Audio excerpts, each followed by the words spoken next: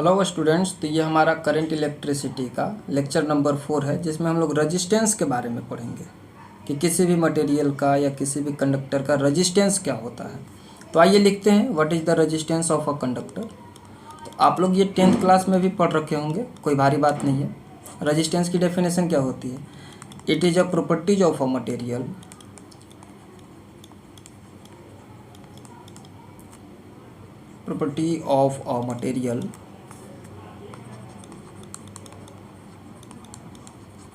By virtue of which, जिसके कारण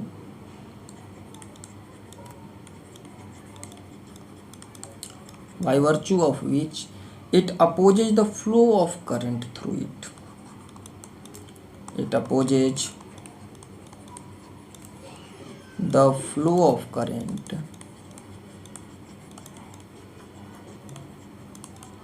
through itself,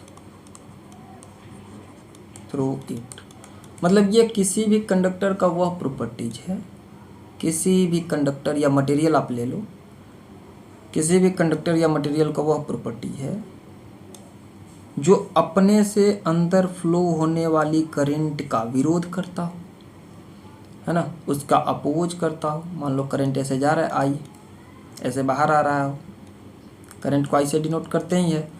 तो इस वायर का कुछ ना कुछ एक ऐसा प्रॉपर्टी है, कुछ ना कुछ ऐसा चीज़ है इसके अंदर जो इससे फ्लो होने वाले करंट का विरोध कर रहा है, उसको अपोज कर रहा है। उसे हम लोग क्या कहते हैं? सिंपली रेजिस्टेंस कहते हैं। आपको पता होगा कंडक्टर का जो रेजिस्टेंस होता है वो कम होता है और इंसुलेटर का रेजिस्टेंस इनफाइनाइटली माना जाता है।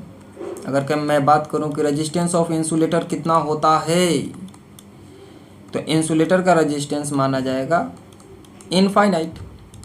क्यों? उनसे तो एकदम ही करंट फ्लो नहीं होता, तो उनका रेजिस्टेंस इनफाइनाइट होगा। इसकी यूनिट कितनी होती है? ऐसा यूनिट ऑफ रेजिस्टेंस की अगर मैं बात करूं तो यूनिट होती है ओम, OHM, ओम। सही है ना? ओम होता है यूनिट। चलिए, ये बहुत सारी चीज़ों पर डिपेंड करता है और पिछले लेक्चर में हमने इसका फॉर्मूला देखा है। ठीक है, कितना फॉर्मूला देखा? तो पिछले लेक्चर में हमने देखा कि R का जो फॉर्मूला होता है वो होता है ml अपॉन में NE² टाउ इंटू A, जिसे हम लोग ऐसे भी लिख सकते हैं m अपॉन NE² टाउ, और आप साइड में L/A लिख सकते हो और इस चीज़ को लिख सकते हो rho. So R becomes ρL upon A, where rho को हम लोग क्या कहते हैं? रजिस्टिविटी। ये कंडक्टर का रजिस्टिविटी है। ठीक है, रजिस्टिविटी ऑफ मटेरियल। ठीक, अभी देखो डिपेंडेंस के बारे में हम लोग बात करेंगे कि जो किसी भी मटेरियल का कंडक्टर है वो किन किन फैक्टर पर डिपेंड करता है, किन किन चीज़ों पर डिपेंड करता है। ठीक है क्या? तो आ जाओ, या फॉर्मूला याद रखना, R is equal to ρL upon A। ठीक है, ओके। देखो, फैक्टर्स अफेक्टिंग रेजिस्टेंस।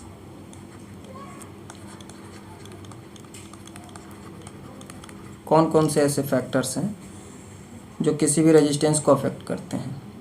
तो पहले तो ये मान लो कि यहाँ पर कोई भी एक कंडक्टर होगा और इस कंडक्टर का क्रॉस सेक्शनल एरिया A होगा, क्रॉस सेक्शनल एरिया A, और इसका जो लेंथ है it would be L। Resistivity rho मान लिया जाए तो इसका जो फॉर्मूला बनता है R is equal to ρL upon area. अब सोचो ये किन किन चीज़ों पे डिपेंड करेगा। सबसे पहला जो फैक्टर है वो तो ये है कि ये लेंथ पर डिपेंड करेगा and it is directly proportional to L। लेकिन कब? जब रो एंड एरिया कांस्टेंट रहेगा तब।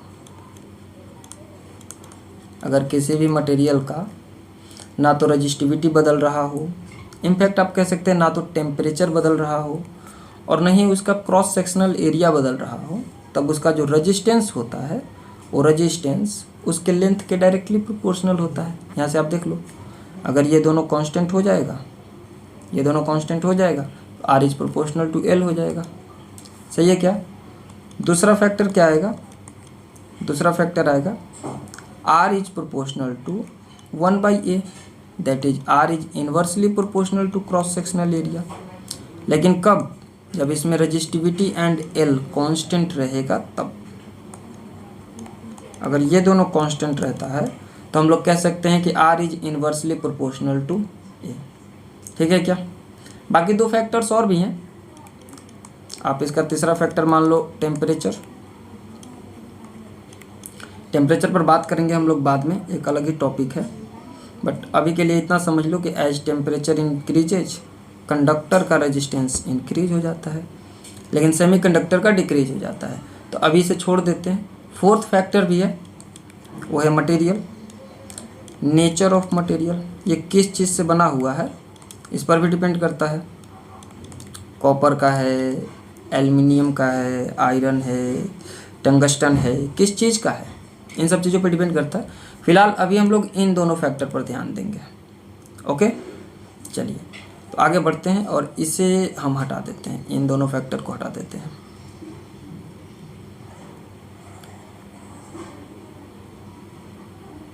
चलो भाई, अच्छा ध्यान देने वाला बात क्या है कि ये आप याद रखें, लोग ना बच्चे जल्दी में याद कर लेते हैं R is proportional to L। ये गलत है।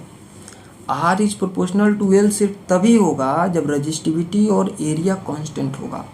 R is proportional to 1/A तभी होगा जब रजिस्टिविटी और L कांस्टेंट होगा। अगर उसका रजिस्टिविटी कांस्टेंट है, दैट मीन्स टेम्परेचर कांस्टेंट है, सेम मटेरियल है, लेंथ उसका कांस्टेंट है, तब जाकर के उसकी जो रेजिस्टेंस होगी वो उसके क्रॉस सेक्शनल एरिया के इन्वर्सली प्रोपोर्शनल होगी। ठीक है क्या? बात समझ में आया? चलो इस पे क्वेश्चन करते हैं तो धीरे धीरे धीरे धीरे समझ आ जाएगा। चलो देखो, जैसे मान लो तुम्हारा जो सबसे पहला क्वेश्चन है वो बोला गया कि if A copper wire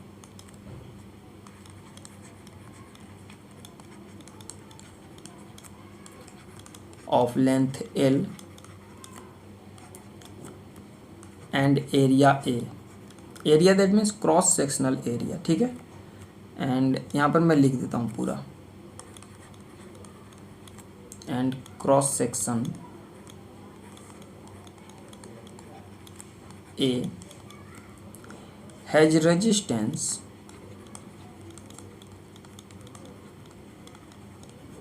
R. Find the resistance of the wire of same material. Find the resistance of the wire of same material.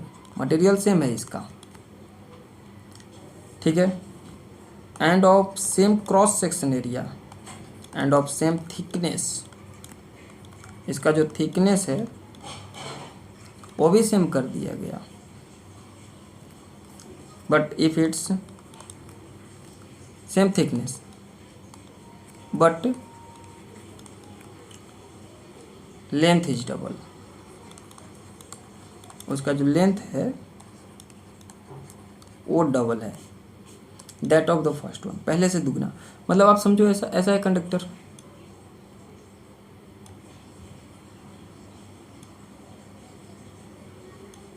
यहाँ पर एरिया ए है, लेंथ एल है, रजिस्टिविटी इसका रो है। उन्होंने क्या करा, एक इससे दुगना लेंथ का इतना ही थिकनेस वाला एक कंडक्टर बनाया। ओके,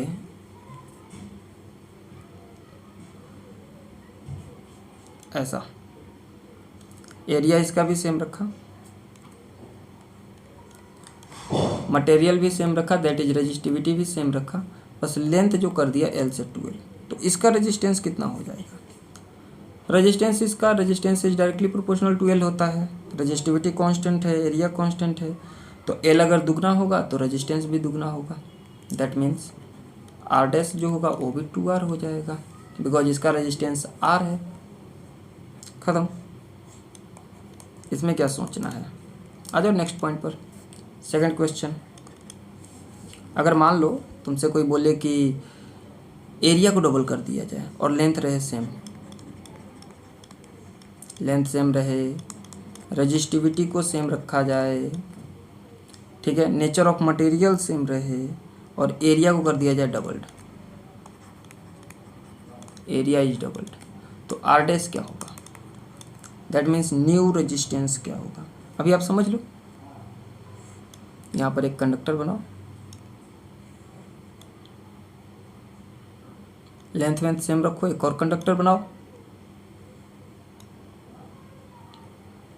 थिकनेस डबल कर दो ऐसे,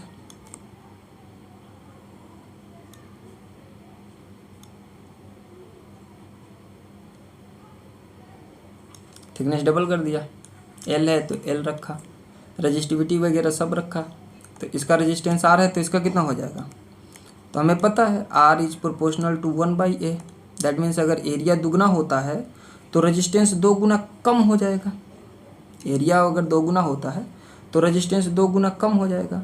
तो आर डैश कितना हो जाएगा? आर डैश इज R/2, ख़त्म, आधा हो जाएगा रेजिस्टेंस। एरिया डबल हो रहा, रेजिस्टेंस आधा। लेकिन कब? जब रजिस्टिविटी और लेंथ कांस्टेंट रहेगा तब। आ जाओ एक अच्छा सवाल कराते हैं, मज़ा आ जाएगा। क्वेश्चन है, if a wire of resistance R, एक वायर है जिसका रेजिस्टेंस आर है, इज स्ट्रेच्ड, इसको स्ट्रेच कर दिया है क्या?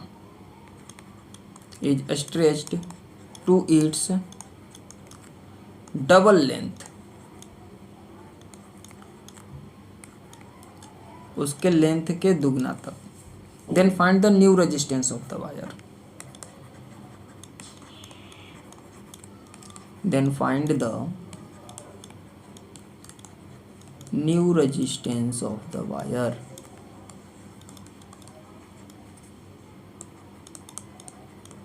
ओके, ये हमारे पास सवाल है।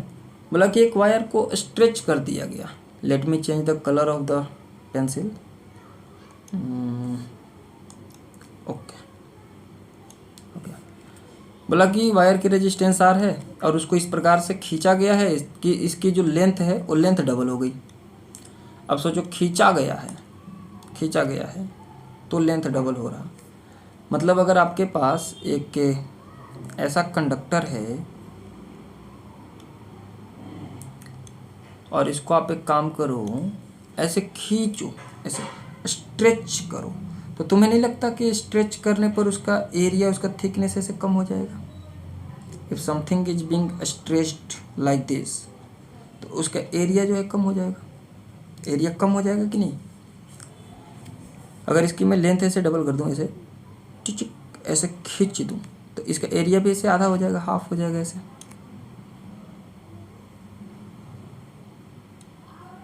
पतला सा हो जाएगा क्या वायर? फील करो।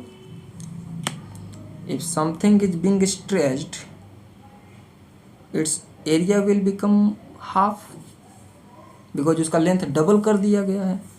एल से इसको ट्रांसफॉर्म करके 2L कर दिया गया, तो एरिया से A/2 हो जाएगा, एरिया भी हाफ हो जाएगा। दूसरा तरीका भी बताएंगे हम इस सवाल के लिए, आपको सेकंड अप्रोच भी बताएंगे। बट अभी देखो तो सोचो, R इज इक्वल टू क्या था? ρL/A था। This is the equation number first. R dash is equal to क्या हो जाएगा? रो इंटू L के जगह पे आप लिखोगे 2L अपॉन A के जगह पे क्या लिखोगे? A/2। ठीक है क्या? ये 2 ऊपर चला जाएगा तो it will B 4 times ρL/A area. और ρL/A को हम क्या लिख सकते हैं? R लिख सकते हैं। That is why R dash is equal to 4R, है ना? बात समझ में आया क्या?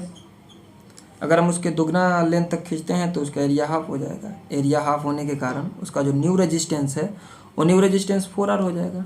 दैट मीन्स जो पिछला सवाल था, इन पीछे के सवाल में हम लोग स्ट्रेच या फिर कंप्रेस नहीं कर रहे थे, इस सवाल में हम लोग सीधा दूसरा वायर ही ले आ रहे थे, और दूसरा वायर लाने से क्या हो रहा था, उसका ना तो एरिया में फ़र्क नहीं पड़ रहा था, रजिस्टिविटी में तो फ़र्क वहाँ भी नहीं पड़ा, बट इसके एरिया में फ़र्क नहीं पड़ रहा था। तो हम लोग कह दे रहे थे कि चलो हाँ भाई, जो आर है वो डायरेक्टली प्रोपोर्शनल है एल के। अभी आप देखो इधर, यहाँ पर हमने डायरेक्ट दुगने थिकनेस की दूसरी वायर ले आई, तो इसके लेंथ में फ़र्क नहीं पड़ा, तो हमने बोल दिया कि R test is proportional to 1/एरिया। बट यहाँ पर क्या करा, हमने सीधा उसको स्ट्रेच कर दिया, ऐसे स्ट्रेच कर दिया, तो स्ट्रेच करने से क्या हुआ, उसके एरिया पर भी फर्क पड़ा, है ना, इस वजह से आया। चलो इसका सेकंड मेथड देखो तो ज़्यादा समझ आएगा। R is equal to rho L upon A होता है। In stretching something, on stretching something, stretching the wire, length बदल जाएगा, yes, length will change. Area बदल जाएगा, यस, एरिया भी चेंज करेगा। क्या ऐसा चीज़ है जो नहीं बदलेगा, that is volume, volume remain same. तो क्यों ना हम इस पूरे एक्सप्रेशन को वॉल्यूम के रिस्पेक्ट में लिखने की कोशिश करें। पहले ये बताओ, वॉल्यूम नहीं बदलेगा, समझ आया कि नहीं आया? 10th क्लास में क्या होगा ना, मेंसुरेशन चैप्टर, उसमें बताया जाता है कि किसी भी चीज़ की शेप एंड साइज बदल देने से उसका जो वॉल्यूम है वॉल्यूम सेम रहता है, वॉल्यूम नहीं चेंज होता। तो उसे यहाँ पे समझो, स्ट्रेच कर रहे हो, लेंथ बदल रहा है, एरिया बदल रहा है, बट उसका capacity remain same, volume same रह रहा है।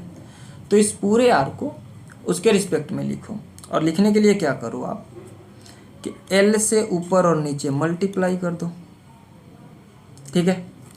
एल से मल्टीप्लाई करते ही ये देखो क्या बन जाएगा, R is equal to rho L square upon A into L.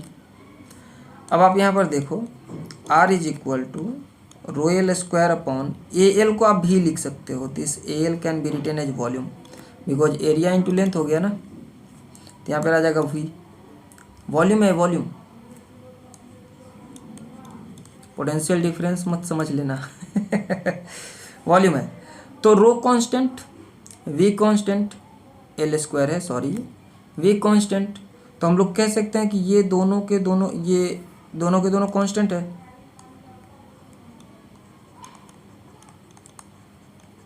और अगर ये कांस्टेंट है तो R is proportional to L square हो जाएगा। अब यहाँ पर सोचो, इन स्ट्रेचिंग समथिंग और wire basically the R is proportional to L square, मतलब अगर लेंथ दुगना होगा, अगर लेंथ दुगना होगा तो उसका जो रजिस्टेंस होगा वो सीधा 4 टाइम्स हो जाएगा, 4 गुना हो जाएगा। क्यों? क्योंकि 2 के स्क्वायर बनना है ना, इसे 2 के स्क्वायर टाइम्स बनना है, स्क्वायर के प्रोपोर्शनल है, इस वजह से ऐसा होता है, ठीक है क्या। तो इसीलिए कई लोग इसे अलग तरीके से भी पढ़ा देते हैं, इसे रटवा देते हैं बच्चों को, ऐसे देखो कि on stretching something, on stretching और कंप्रेसिंग, किसी चीज़ को आप स्ट्रेच करो या कंप्रेस करो, R is proportional to L square and R is proportional to 1/a square. अगर हम एरिया के बारे में बोले होते कि इस तरह से कंप्रेस कर दिया गया कि एरिया उसका हाफ हो गया, तो रेजिस्टेंस उसका 4 गुना कम हो चुका होता, उसके स्क्वायर जितना कम हो जाता। लेकिन ये कब आएगा? स्ट्रेचिंग के केस में, ठीक है क्या। अदरवाइज आप बेसिक से जा सकते हैं, ये देखो जैसे ऐसे गया, या फिर आप ऐसे भी जा सकते हैं, इस तरीके से। पॉइंट क्लियर है क्या? चलो और सवाल करें, और भी अच्छे अच्छे क्वेश्चंस हैं, देखिए आप। जैसे मान लो कि मैं आपसे एक बात पूछूं कि आर इज इक्वल टू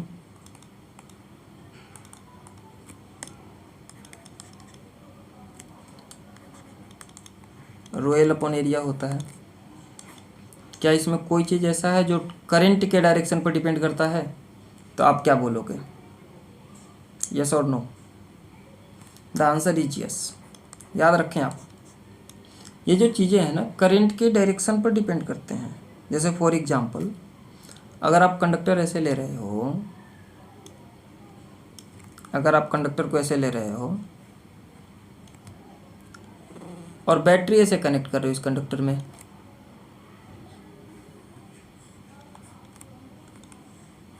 ऐसे, तो इस समय जो रेजिस्टेंस लिख रहे हो उसका एल ये ले रहे हो आप,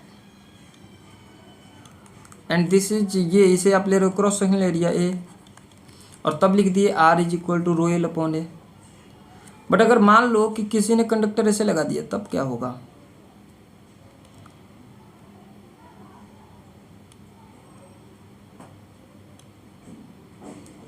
ऐसे फिक्स कर दिया बैटरी से, तो क्या इसका भी रेजिस्टेंस आप रो एल अपॉन एरिया लिख दोगे? दैट मीन्स ये एल रहेगा और ये ए रहेगा तो भी आप लिख दोगे क्या? तो द आंसर इज नो, ये गलत है, रॉन्ग है ये। बिकॉज अब करंट को लेंथ कम ट्रेवल करना पड़ रहा ना, लेंथ तो दूसरा ट्रेवल करना पड़ रहा। लेंथ पहले करंट को यहाँ से यहाँ तक जाना पड़ रहा था, इस लेंथ को ट्रेवल करना पड़ रहा था, इस वजह से आपने इसको एल मान लिया। अब आप इसे एल नहीं मान सकते, इसे आप एल नहीं मान सकते, बिकॉज करंट को उधर जाना ही नहीं पड़ रहा, करंट तो ऐसे निकल रहा है। पॉइंट पकड़ में आ रहा? ऐसे लेते हैं अगर आप, तो आप बोल सकते हैं यहाँ से यहाँ तक लेंथ है, बट अगर आप ऐसे कनेक्ट कर रहे हैं तो लेंथ तो कम हो गया ना भाई, लेंथ उतना कहाँ रहा। तो इस वजह से ये सारी चीज़ें जो होती हैं ना डायरेक्शन ऑफ करंट पर डिपेंड करती हैं। देखो कैसे, मैं बताता हूँ। फॉर एग्जांपल तुम मान लो यहाँ पर देखो, ओके हाँ चलो ठीक, आप ऐसे समझ लो कि तुम्हारे पास एक क्यूबॉइड है, ऐसे क्यूबॉइडल शेप का एक कंडक्टर है, और तुमने क्या किया, करंट इधर से बहाया I1, ठीक है, इधर से I1 निकल रहा आपका, ओके।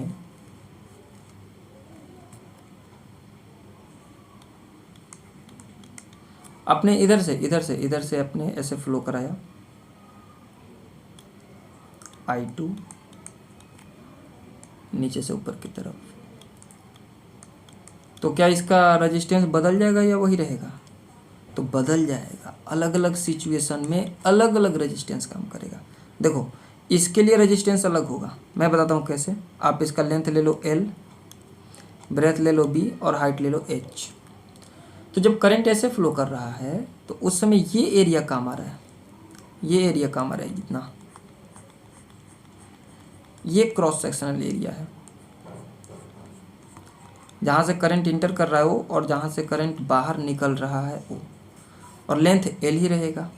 तो इसका जो रेजिस्टेंस होगा R1 वो लिखा जाएगा rho into L upon area, area हो जाएगा B into H, breadth into height.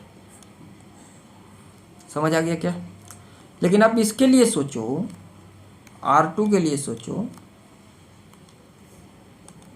तो R2 के लिए देखो इस एरिया को उसे पार करना पड़ रहा है, ये इसके लिए इस बार एरिया बन चुका है, और लेंथ जो है ना, लेंथ ये बन चुका है, यहाँ से यहाँ तक ये लेंथ बन चुका है H। समझ आया? और इंटर कर रहा है इस एरिया में, और बाहर इस वाले एरिया से निकल रहा है, ठीक है क्या?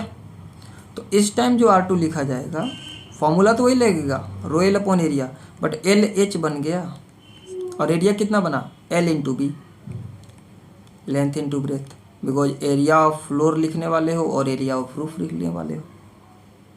बात क्लियर हुआ? समझ आ गई बात? तो इस तरीके से जो रेजिस्टेंस है किसी भी कंडक्टर का, वो लिखते समय हमें ये ध्यान देना चाहिए कि भाई करंट का डायरेक्शन क्या है, और उसके अकॉर्डिंग हमें उस कंडक्टर का लेंथ डिसाइड करना चाहिए, उस कंडक्टर का एरिया डिसाइड करना चाहिए, और उसके अकॉर्डिंग फिर हमें R डिसाइड करना चाहिए कि R is equal to rho L upon area कैसे लगेगा। पकड़ में आया पॉइंट? क्लियर है क्या? चलो सवाल देखते हैं इस पर। मान लो तुम्हारे पास एक हॉलो सिलेंड्रिकल वायर है, हॉलो सिलेंड्रिकल वायर,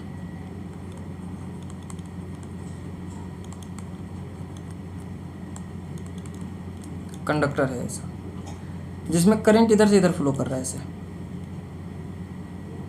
ऐसे निकल रहा है, ऐसे इंटर कर रहा है, इधर से करंट आई और ऐसे निकल रहा बाहर, जिसकी आप रेडियस आप देख सकते हो। छोटे वाले सिलेंडर का जो रेडियस है, इनर रेडियस ए है और आउटर रेडियस बी है।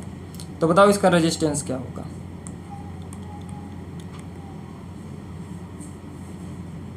चलो शुरू करते हैं। देखो पहले ये डिसाइड करो कि करंट इधर से जब फ्लो हो रहा है इस तरफ से इस तरफ, क्या इसका एरिया कहीं चेंज हो रहा है? नहीं, एरिया तो इतना एरिया में इंटर कर रही है। इसका रेजिस्टेंस इसका रेडियस मान लो ए, इसका रेडियस मान लो बी, और इस वाले में सिर्फ करंट जा रहा है ऐसे।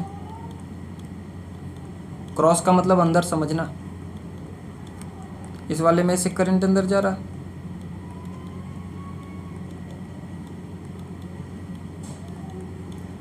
क्रॉस का मतलब अंदर जाते हुए समझना, ऐसे ऐसे अंदर जाते हुए, ठीक है। बाहर इधर से आ रहा तो बाहर भी ऐसा ही आ रहा, बाहर आते समय भी ये रेडियस, ये छोटा वाला स्मॉल ए, और ये जो रेडियस है ये बी है। डॉट का मतलब बाहर समझें आप,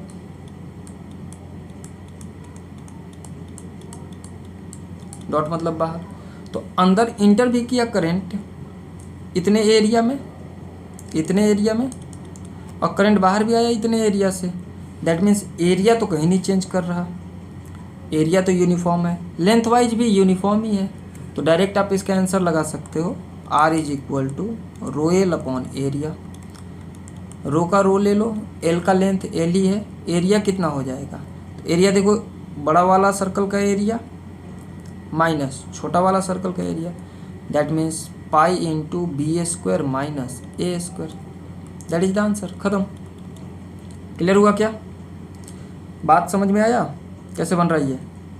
एरिया चेंज नहीं कर रहा, लेंथ चेंज नहीं कर रहा, रजिस्टिविटी चेंज करेगा ही नहीं इसमें। तो R is equal to rho L upon area लगा सकते हैं आसानी से, और इतना कर लिया। चलो वेरिएबल के लिए बात करते हैं, नेक्स्ट पर आते हैं। क्वेश्चन मान लो ऐसा है तुम्हारे पास, सपोज किसी ने क्या करा कि एक फ्रस्टम लगा दिया ऐसे, ये फिगर देखना,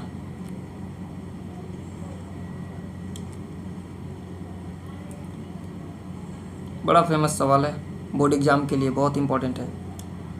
किसी ने एक ऐसा फ्रस्टम लगा दिया,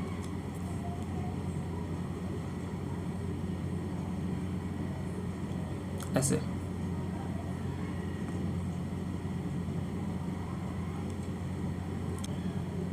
this radius is basically R2 और ये रेडियस जो है ये है R1। ठीक, मैं ए को हटा देता हूँ, ये रेडियस जो है R1 है, और बोला कि करंट इधर से ऐसे फ्लो कर रहा,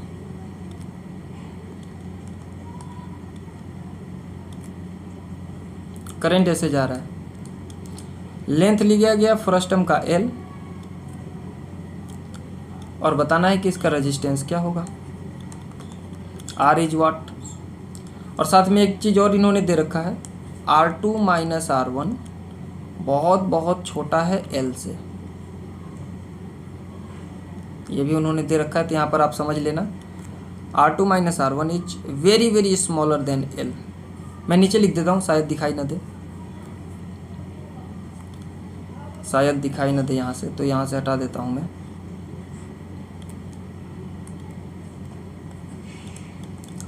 ये मैं लास्ट में बताऊँगा इसका क्या काम है, बट अभी आप समझो ऐसे।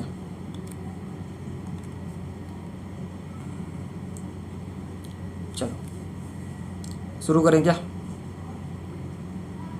देखो इस सवाल का शानदार सवाल है, अच्छे से देखेंगे। इस क्वेश्चन की खास बात क्या है कि आप ऐसे धीरे धीरे ऐसे ऐसे जैसे जैसे आगे बढ़ रहे हो, एरिया इसका ऐसे बड़ा होते जा रहा है। जब करंट इंटर कर रहा था तो उस समय इसका एरिया था पाई आर वन स्क्वायर। देखो आप ध्यान से, पाई आर वन स्क्वायर। लेकिन जब ये करंट बाहर निकल रहा है तो इस समय इसका एरिया है पाई आर टू स्क्वायर। तो एरिया बढ़ा, पहले एरिया छोटा था, अब एरिया बढ़ा, एरिया बड़ा हो गया। तो आप डायरेक्ट रो एल अपॉन में एरिया तो लगा नहीं सकते। इसके लिए आप क्या टेक्निक अपनाएंगे? तो आप एक दिमाग लगाएंगे। आप बोलेंगे क्या कि क्यों ना मैं यहाँ से x दूरी पर जाकर, समझना बात को, यहाँ से x दूरी पर जाकर dx लेंथ का छोटा सा पतला सा एकदम डिस्क ले लूँ, x पर जाकर dx का पतला सा डिस्क ले लूँ। इसकी जो थिकनेस होगी वो dx होगी और इसका जो रेडियस मान लिया गया वो r मान लिया गया। समझ आया क्या? तो इस छोटे से एलिमेंट्री जो डिस्क है उसे एलिमेंट्री डिस्क कहते हैं। उस एलिमेंट्री डिस्क का हम लोग रेजिस्टेंस लिख सकते हैं dr is equal to rho L, L that means dx। इतना ही एरिया पार करना होगा इसको। इस वाले में आप समझो बात को। इधर साइड में ये है आपका dx, ये दूरी जो है dx है और करंट इधर से इधर ऐसे जा रहा। तो इतना ही लेंथ तो पार करना हुआ इसे।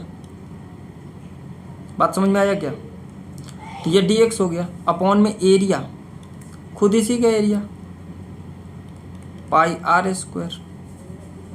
यहाँ तक बात समझ में आ गई? अब चलो इसे मान लो इक्वेशन नंबर फर्स्ट।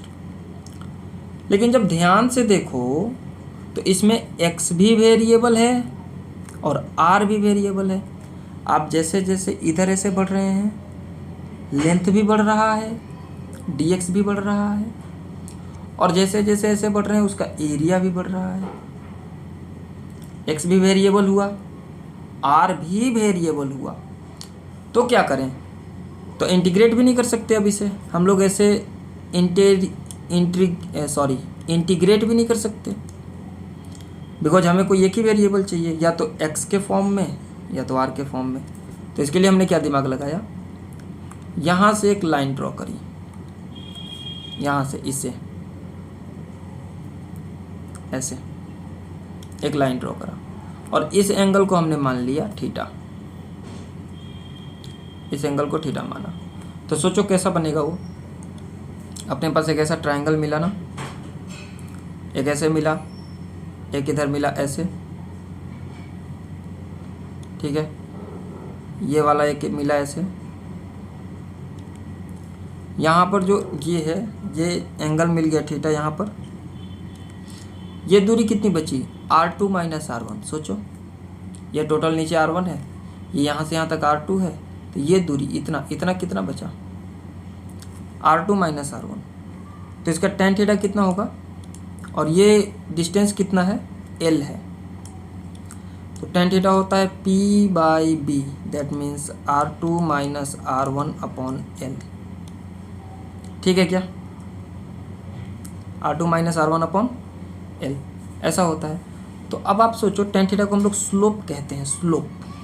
तो ये स्लोप मिला हमें r2 minus r1 upon l। तो y इज इक्वल टू एक फॉर्मूला होता है mx प्लस सी। क्यों कर रहा हूँ अगली लाइन में समझ आ जाएगा। y के जगह पर आप ये r ले लो, बिकॉज आपने इसको क्या माना, ऐसे मान लो आप ओरिजिन मान लो। यहाँ पर यहाँ से ऐसे लेंथ निकला है जिसका स्लोप है r2 minus r1 upon l। ठीक है, ये वाली वैल्यू है c, ये वाली वैल्यू c है, जिसमें वैल्यू कितना दे रहा है r1 के बराबर। ठीक है क्या, तो ऐसे r वेरी कर रहा है, ऐसे x वेरी कर रहा।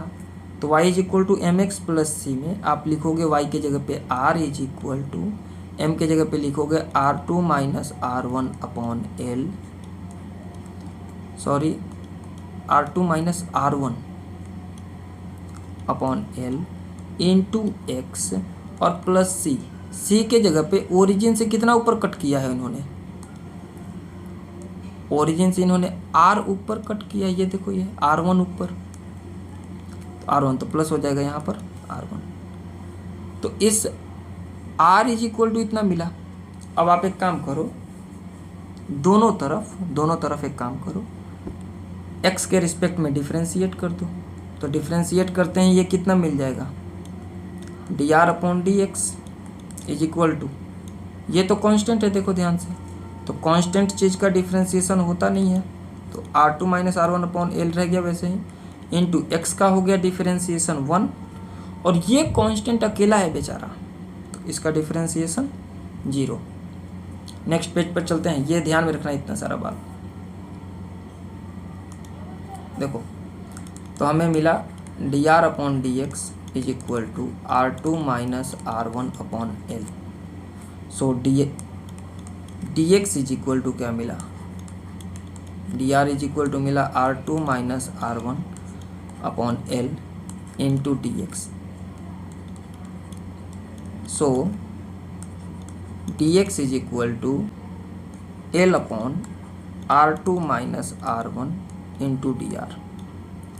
अब ये वैल्यू को उठा करके इक्वेशन नंबर फर्स्ट में पुट कर दो, यहाँ पर dx की जगह पे रख दो, देखो क्या आता है, रखते ही आ जाएगा dr is equal to rho into L/R2 - R1 into R² into dr। बात समझ में आया क्या? और अब इसका इंटीग्रेट कर दो भाई, इसका इंटीग्रेशन करोगे 0 से लेकर r तक, और इसका इंटीग्रेशन कहाँ से कहाँ तक करोगे, ये r कहाँ से कहाँ तक बदल रहा है, ये रेडियस बदल रहा है R1 से लेकर R2 तक, सो इसका वैल्यू रख दो R1 to R2।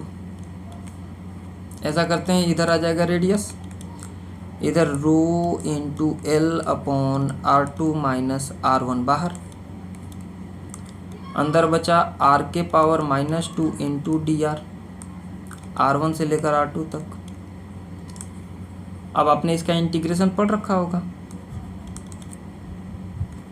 Row L/R2 - R1, इसका इंटीग्रेशन x के पावर n का, x के पावर n का इंटीग्रेशन होता है x के पावर n+1 अपॉन में n+1, तो डायरेक्ट आपने याद रखा होगा ना इसका, तो 1/r² का इंटीग्रेशन डायरेक्ट याद रखा होगा, ये इंटीग्रेशन होता है -1/r। आप करके देख लेना साइड में, ठीक है, हम जल्दी जल्दी इसे ख़त्म करते हैं। वैल्यू रख दो, जब वैल्यू रखोगे तो बनेगा r is equal to rho L/R2 - R1 into, आप यहाँ पर रखो तो बनेगा 1/R1 - 1/R2, ठीक है। इसको LCM ले लो तो क्या बनेगा, r is equal to rho L/R2 - R1 into R2 - R1 upon में R1 R2, LCM ले लेंगे ना, तो LCM लेकर ऐसा बनेगा R2 - R1 से R2 - R1 कट गया, that is why r is equal to rho L/R1 R2। और हमें एरिया लिखना था, तो आई थिंक हम लोग कुछ छोड़ रहे हैं यहाँ पर, πr², पाई छोड़ रहे हैं यहाँ पर, so it will be here, pi छोड़ रहे हैं, पाई बाहर आएगा, पाई बाहर आ जाएगा, पाई बाहर आएगा, यहाँ से पाई बाहर आएगा, और यहाँ पे भी पाई रहेगा एक, और ये पाई यहाँ पे आ जाएगा, ठीक है। तो रो L/, में πr1 r2, और इस तरीके से ये सवाल बनेगा, ठीक है, क्या समझ आया?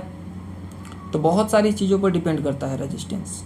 हम लोग अपने नेक्स्ट लेक्चर में देखेंगे कि एक रेजिस्टेंस और रेजिस्टिविटी टेम्परेचर पर कैसे डिपेंड करता है, the temperature dependence of resistance. Okay.